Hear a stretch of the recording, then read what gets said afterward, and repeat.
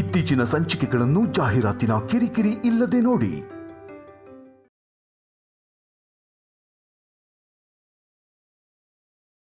ಒಂದ್ ವೇಳೆ ನಮ್ಮ ಮದುವೆ ವಿಷಯದ ಬಗ್ಗೆ ಅವನ ಜೊತೆ ಮಾತಾಡ್ಬೇಕು ಅನ್ಕೊಂಡಿದ್ದಾಳೋ ಏನೋ.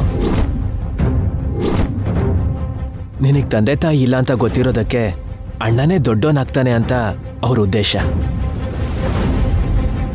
ಅದಕ್ಕೆ ಅವನ ಜೊತೆ ಮಾತಾಡ್ಬೇಕು ಅನ್ಕೊಂಡಿದ್ದಾಳೆ. ಮುರಳಿ ಅಣ್ಣ ನಂಗ್ ದೇವ್ರು ಕೊಟ್ಟಿರೋ ಅಣ್ಣನೇ ಹೊರತು ಜೊತೆಗೆ ಹುಟ್ಟಿರೋ ಅಣ್ಣ ಅಲ್ಲ. ಇವತ್ತಲ್ದೆ ಹೋದ್ರು ನಾಳೆನಾದ್ರೂ ಫೋನ್ ಮಾಡಿ ಅಂತಾರೆ, ಇಲ್ಲ ಅಂದ್ರೆ ನಂಬರ್ ಕೇಳಿ ತಗೋತಾರೆ. ಆಗ ಮುರಳಿ ಅಣ್ಣನಿಂದ ನಿಜ ಹೊರಗೆ ಬಂದ್ರೆ ನಮ್ ಪರಿಸ್ಥಿತಿ ಏನು? ಮುರಳಿ ಅಣ್ಣ ದೇಶಕ್ಕೋಸ್ಕರ ಕಾವಲ್ ಕಾಯೋ ಸೈನಿಕ ಮಾತ್ರನೇ ಅಲ್ಲ, ಈ ತಂಗಿ ವಿಷಯದಲ್ಲಿ ಕೂಡ ಸೈನಿಕನೇ. ನಂಗೋಸ್ಕರ ಎಂಥ ಯುದ್ಧ ಮಾಡಕ್ಕಾದ್ರೂ ಸಿದ್ಧ ಪಡ್ತಾನೆ. ಆಗ ನಮ್ ಕುಟುಂಬದಲ್ಲಿ ಎಂಥ ದೊಡ್ಡ ಪ್ರಳಯ ಆಗುತ್ತೆ ಅಂತ ಯೋಚನೆ ಮಾಡಿ.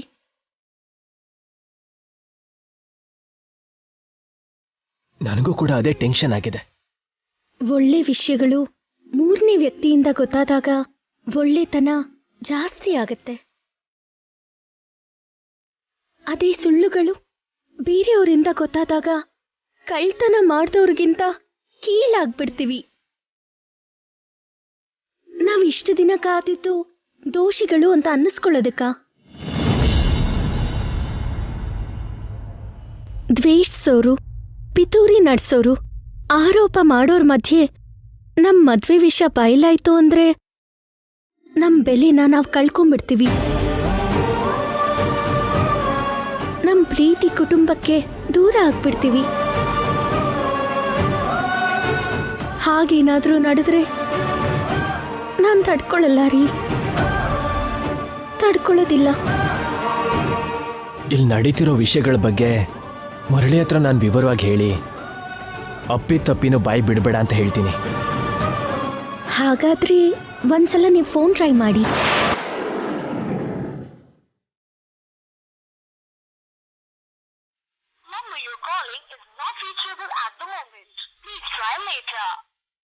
Not reachable.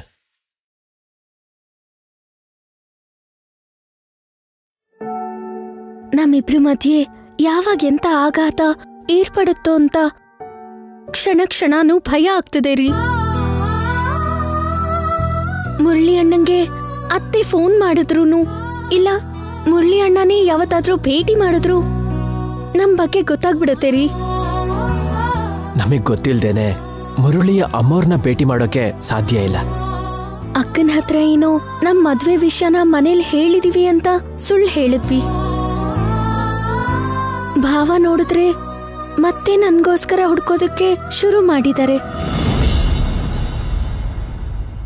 ಯಾವಾಗ ಏನ್ ನಡೆಯುತ್ತೋ ಏನೋ ಒಂದು ಅರ್ಥ ಆಗ್ತಿಲ್ಲ. ಟೆನ್ಷನ್ ಮಾಡ್ಕೋಬೇಡ. ಎಂತ ಸಮಸ್ಯೆ ಬಂದ್ರೂ ಆಗಿದ್ದಕ್ಕೆಲ್ಲ ಕಾರಣ ನಾನೇ ಅಂತ ಹೇಳ್ತೀನಿ ಹೊರತು ನಿನ್ನ ಯಾರಾದ್ರೂ ಒಂದು ಮಾತಂದ್ರೂ ನಾನ್ ಸುಮ್ನಿರಲ್ಲ.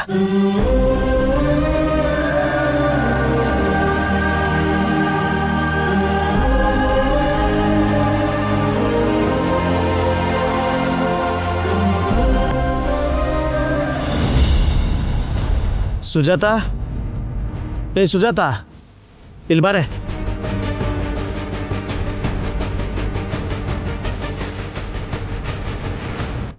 ಯಾಕೆ ಕಿರಿಸ್ತಿದ್ಯಾ? ಏನೋ ದೊಡ್ಡದಾಗಿ ಸಂಪಾದನೆ ಮಾಡೋಂತಾರ. ಭವಿಷ್ಯದಲ್ಲಿ ಬಂಗಾರದ ಸಿಂಹಾಸನದ ಮೇಲೆ ಕೂತ್ಕೊಳ್ಳೋನೆ ಸಂಪಾದನೆ ಇಲ್ಲ ಅಂತ ಅಷ್ಟು ಕೇವಲವಾಗಿ ಮಾತಾಡ್ಬೇಡ. ಇಂಥ ಮಾತುಗಳನ್ನ ಮದ್ವೆ ಆದಾಗಿಂದ ಕೇಳ್ತಾನೆ ಇದ್ದೀನಿ. ಯಾಕೆ ಕರ್ದೆ ಹೇಳು? ನಿನ್ ತಂಗಿ ಫೋಟೋ ಇದ್ರೆ ಕೊಡು.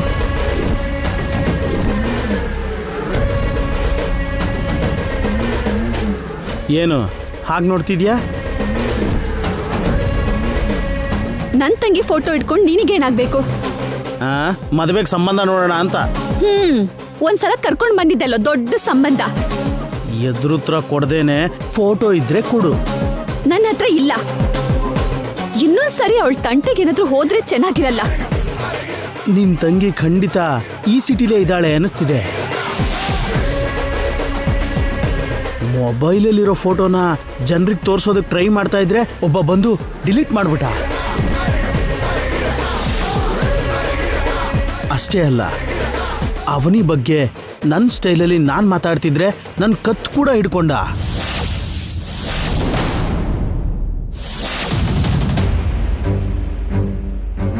ಅವನು ಹೇಗಿರ್ತಾನೆ ಅನ್ನೋದು ನನಗೆ ಚೆನ್ನಾಗಿ ನೆನಪಿದೆ. ಫೋಟೋ ಡಿಲೀಟ್ ಮಾಡೋಂಥ ಅಗತ್ಯ, ನನ್ನ ಕತ್ತು ಹಿಡಿಯುವಂಥ ಅಗತ್ಯ ಯಾಕೆ ಬಂತೋ ನನಗೆ ಅರ್ಥ ಆಗ್ತಿಲ್ಲ.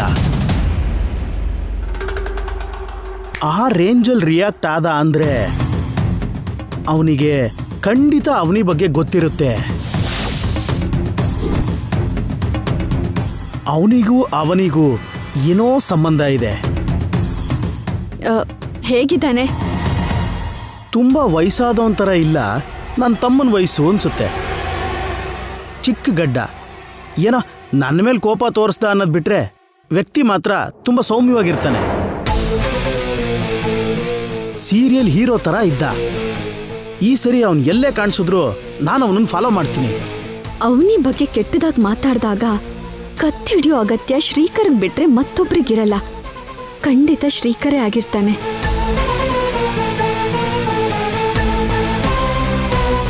ಹೇಗಿರ್ತಾನೆ ಅಂತ ಕೇಳಿದೆ?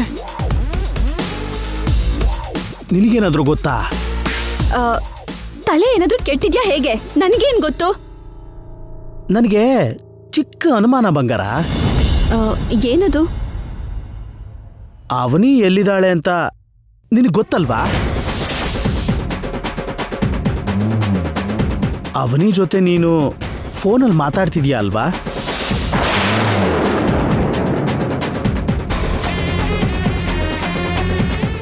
ಸುಜಾತ, ಅವನಿನ ನೀನು ಸೀಕ್ರೆಟ್ ಆಗಿ ಭೇಟಿ ಮಾಡ್ತಿದ್ಯಾ ಅಲ್ವಾ?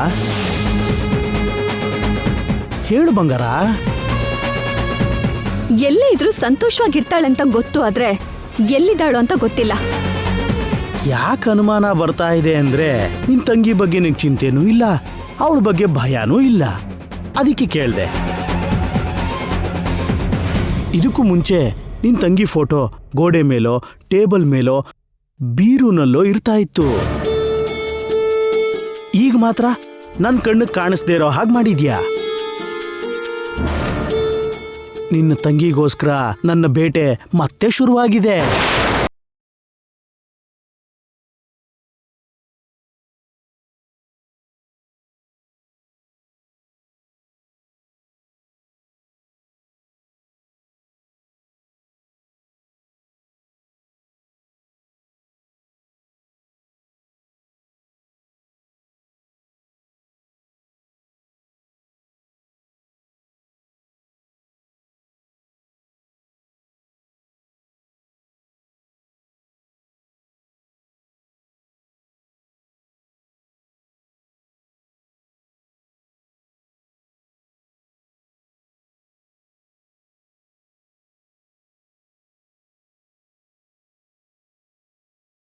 ಅಕ್ಕ, ಎಲ್ಲಿದ್ಯಾ ಅವನಿ?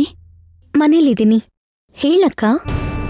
ಆ ಸುರೇಂದ್ರ ಕೊಡು ದುಡ್ಡಿಗೆ ಆಸೆ ಪಟ್ಟು ವಿಶ್ವಾಸ ಇಲ್ದೇ ಇರೋ ನಮ್ ಮನೆ ಪ್ರಾಣಿ ಮತ್ತೆ ನಿನ್ಗೋಸ್ಕರ ಬೇಟೆ ಶುರು ಮಾಡಿದಾನೆ.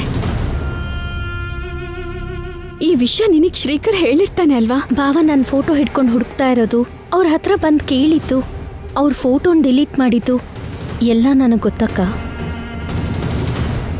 ನಾನು ಕೆಲ್ಸನ ಟ್ರೈ ಮಾಡಬೇಕಾದ್ರೆ ಇದೆಲ್ಲ ನಡೀತು.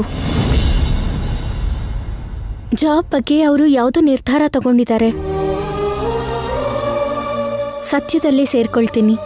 ನಿಂಗೆ ಯಾವ ಕಷ್ಟನೂ ಬರ್ದೇ ಇರೋ ಹಾಗೆ ನೋಡ್ಕೊಳ್ತೀನಿ ಅಕ್ಕ. 4 ಮನೇಲಿ ಕೆಲಸ ಮಾಡ್ಕೊಂಡು ನನ್ನ ಕುಟುಂಬನ ನಾನು ನೋಡ್ಕೋತೀನಿ.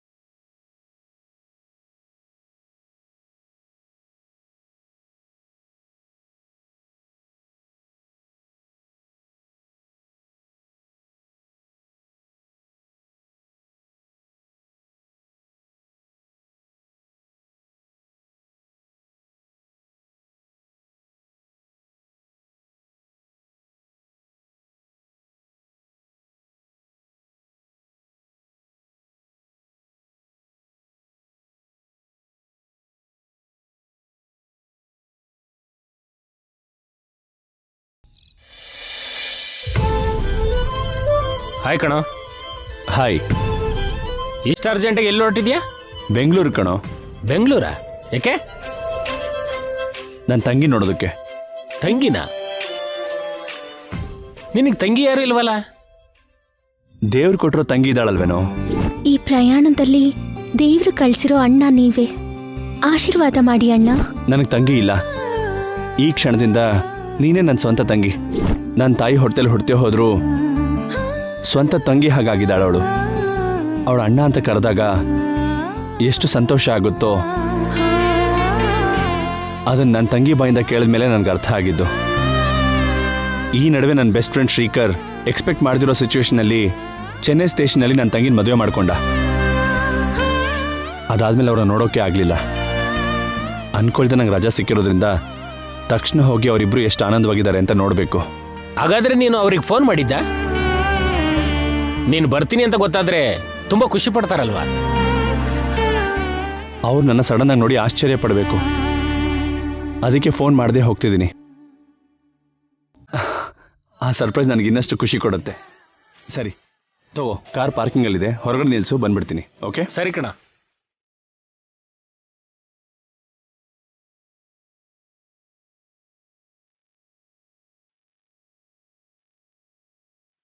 ಶ್ರೀಕರ್, ಈ ಮಧ್ಯೆ ನಿಮ್ಮನ್ನು ಕಾಂಟ್ಯಾಕ್ಟ್ ಮಾಡೋಕ್ಕಾಗಲಿಲ್ಲ. ಅವನಿನ ಮದುವೆ ಮಾಡ್ಕೊಂಡಿರೋ ವಿಷಯನ ಮನೆಯವ್ರಿಗೆ ಹೇಳಿರ್ತೀಯ ಅಲ್ವಾ? ಎಲ್ಲರೂ ಒಪ್ಕೊಂಡೇ ಇರ್ತಾರೆ. ದೊಡ್ಡ ಫ್ಯಾಮಿಲಿ ಮಧ್ಯೆ ಒಂದು ಬಡವರ ಮನೆ ಹುಡುಗಿ ಎಷ್ಟು ಸಂತೋಷವಾಗಿದ್ದಾಳೆ ಅಂತ ನಾನು ನೋಡಬೇಕು.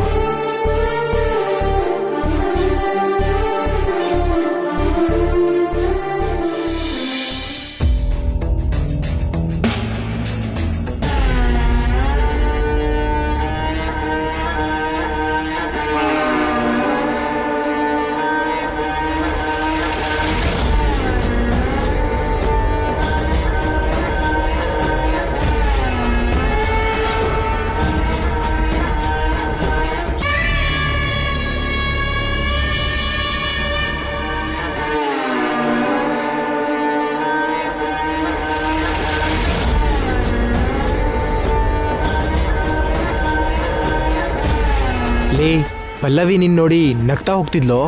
ಹೌದು. ಅಂದ್ರೆ ಟ್ರ್ಯಾಕಿಗೆ ಬಂದಿದ್ದಾಳಾ? ಯಾ, ನೀನ್ ಸಾಮಾನ್ಯದನಲ್ಲ.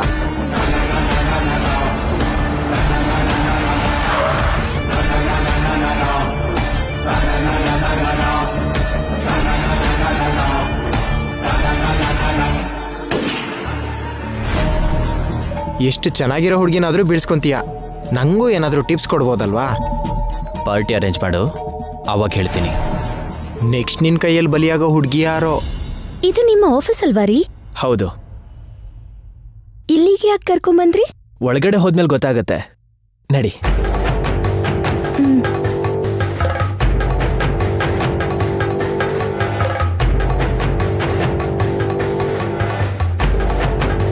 Good morning sir. Good morning. Hi Srikar. Hi Giri. Hi Srikar. ಯಾರು ನ್ಯೂ ಜಾಯ್ನಿಂಗಾ? ಆಮೇಲೆ ಹೇಳ್ತೀನಿ.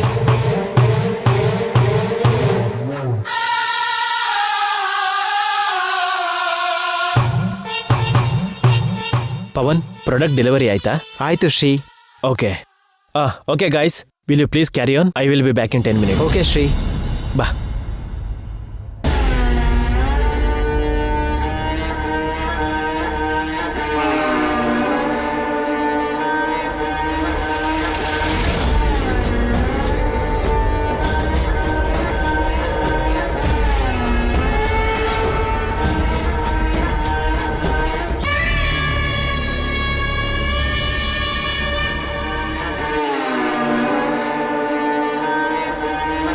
ಏನೋ ಕಣ್ಬಿತ್ತಾ? ಹೇಳೋ. ನೋಡಿದ್ರೆ ನೋಡ್ತಾನೆ ಇರಬೇಕು ಅನ್ನೋಷ್ಟು ಅಂದವಾಗಿದ್ದಾಳೆ. ಆ ಹುಡುಗಿ ಶ್ರೀಕರ್ ಅವ್ರ ರಿಲೇಷನ್ ಅನ್ಸುತ್ತೋ? ಹಂಗೆ ನೋಡ್ಬೇಡ. ತಾಜ್ ಮಹಲ್ನ ಎಲ್ಲರೂ ನೋಡ್ಬೋದು ಕಣ, ತಪ್ಪೇನಿಲ್ಲ. ಹಾಯ್ ಶ್ರೀಕರ್. ಹಲೋ. ಶ್ರೀಕರ್ ಅಂದ್ ಹುಡುಗಿನ ಆಫೀಸಿಗೆ ಕರ್ಕೊಂಡ್ ಬರೋದಾ? ಆಶ್ಚರ್ಯ ಆಗ್ತಿದೆ. ಆಶ್ಚರ್ಯ ಎಲ್ಲ ಪಡ್ಬೇಡ. ಆ ಹುಡುಗಿ ಅವನಿಗೆ ಏನಾಗ್ಬೇಕೋ ಏನೋ. May I come in sir? Please come Shrikar. Thank you sir. ಬಾ. MD sir. ಸರ್ ಅವನಿ. ನಮಸ್ತೆ ಸರ್. ಕೂತ್ಕೋವನಿ. ಕೂತ್ಕೊಳ್ಳಿ.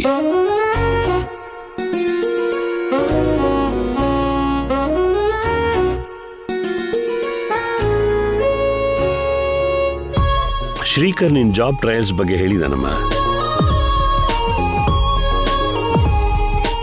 ಹಾಗೇನೆ ಒಬ್ಬ ಗೈಡ್ ಆಗಿ ನಿನಗಿರೋ ಟ್ಯಾಲೆಂಟ್ಸ್ ಬಗ್ಗೆ ಕೂಡ ಹೇಳಿದಾನೆ. ಅದಕ್ಕೆ ನಿನಗೆ ನನ್ನ ಕಂಪನಿಲಿ ಜಾಬ್ ಕೊಡಬೇಕು ಅನ್ಕೊಂಡಿದ್ದೀನಿ.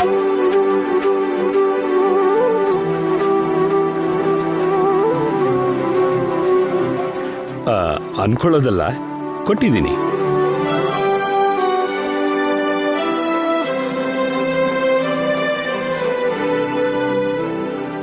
ಬಟ್ ಸರ್, ನಂಗೆ ಈ ಮಾರ್ಕೆಟಿಂಗ್ ಫೀಲ್ಡ್ ಹೊಸದಾಗಿರುತ್ತೆ, ಇಲ್ಲ ಅಂತಿಲ್ಲ. ಒಂದು ವಾರದವರೆಗೆ ಶ್ರೀಕರ್ ಹತ್ರ ಆಗಲಿ, ಮತ್ತೊಬ್ಬ ಟೀಮ್ ಲೀಡರ್ ಗಿರಿ ಇದ್ದಾನೆ, ಅವನ ಹತ್ರ ಆಗಲಿ ಟ್ರೈನ್ ಆದರೆ ಅಭ್ಯಾಸ ಆಗೋಗುತ್ತೆ. ನಿನಗಿರೋ ಕಮ್ಯುನಿಕೇಶನ್ ಸ್ಕಿಲ್ಗೆ ನೀನು ತುಂಬ ಬೇಗ ಪಿಕಪ್ ಆಗ್ತೀಯ ಅಂತ ನಂಗೆ ನಂಬಿಕೆ ಇದೆ. Sir, I will take the responsibility sir. Then go ahead. Appointment letter ready ಮಾಡಿ ಶ್ರೀಕರ್ ಹತ್ರ ಕಳಿಸ್ಕೊಡ್ತೇನೆ. 19 ಒಳ್ಳೆ ದಿನ, ಬಂದು ಜಾಯ್ನ್ ಆಗು. Thank you sir. Thank you so much. Thanks ಹೇಳ್ಬೇಕಾಗಿರೋದು ನನಗಲ್ಲಮ್ಮ, ನಿನ್ನ ಬಗ್ಗೆ ತುಂಬ ಹೆಚ್ಚಾಗಿ ಹೇಳಿರೋ ಶ್ರೀಕರ್ಗೆ.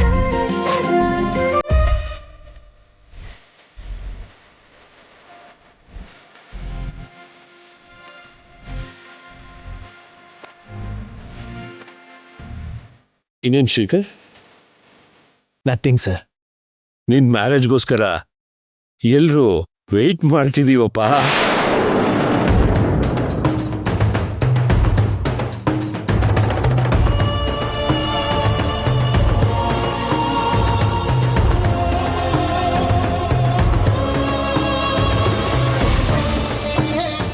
ಯಾವ ವಯಸ್ಸಲ್ಲಿ ಏನಾಗಬೇಕೋ ಅದೇ ವಯಸ್ಸಲ್ಲಿ ಆಗಬೇಕು.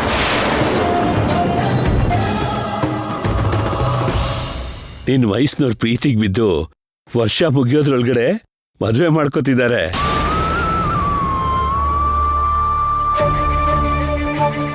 ಇನ್ನೂ ಲೇಟ್ ಮಾಡಬೇಡ, ಹುಡುಗಿರ್ ಶಾರ್ಟೇಜು ತುಂಬ ಇದೆ.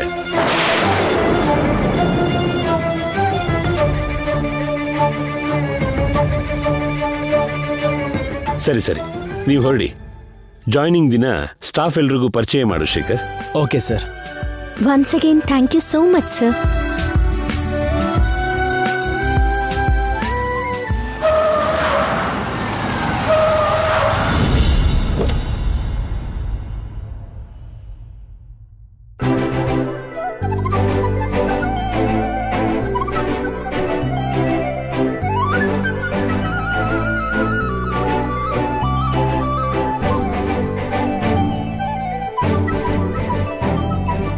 ನನ್ನ ತಂಗಿ ತುಂಬ ಅದೃಷ್ಟವಂತೆ, ಇಷ್ಟು ದೊಡ್ಡ ಮನೆ ಕಾಲಿಟ್ಟಿದ್ದಾಳೆ.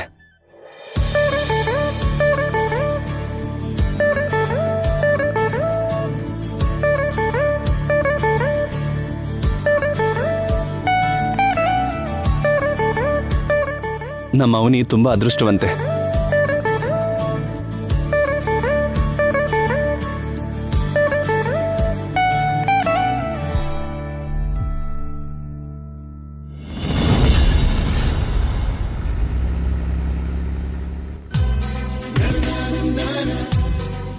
ಅವನಿ, ಶ್ರೀಕರ್, ಶ್ರೀಕರ್, ಅಮ್ಮ ಅವನಿ.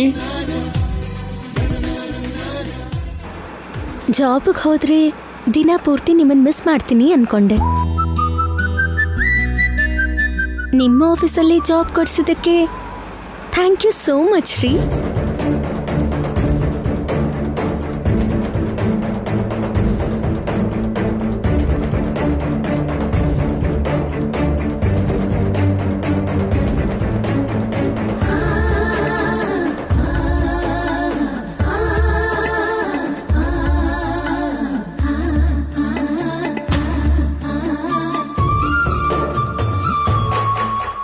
ಲೇ ಶ್ರೀಕರ್, ಶ್ರೀಕರ್, ಅಮ್ಮ ಅವನಿ.